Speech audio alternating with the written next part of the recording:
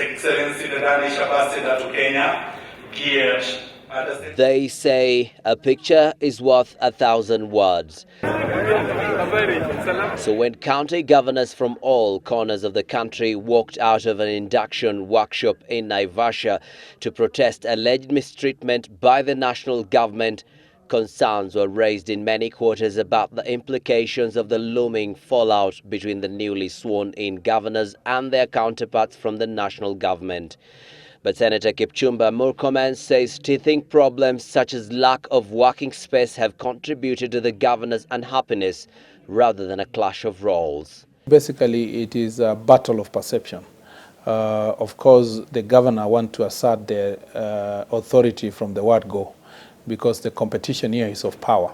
So when it comes to welfare and service delivery at the local level, we haven't reached a stage where they're talking about any conflict. The conflict now is a question of the national flag.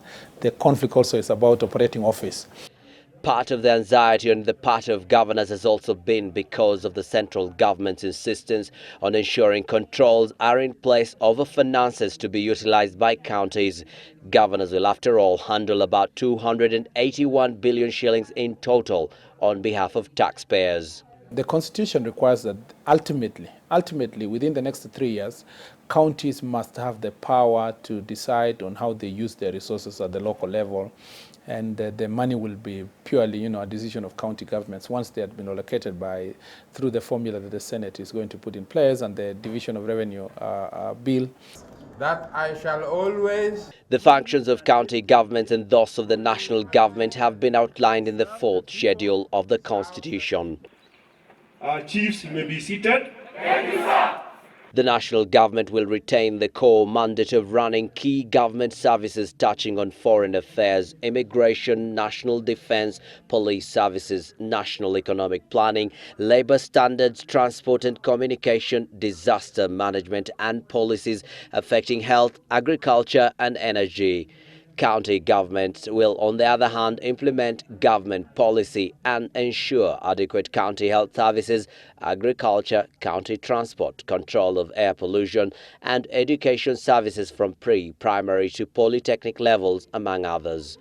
Governors too have their work defined and need not clash with county commissioners, whose appointment was anchored in the National Government Coordination Act 2013.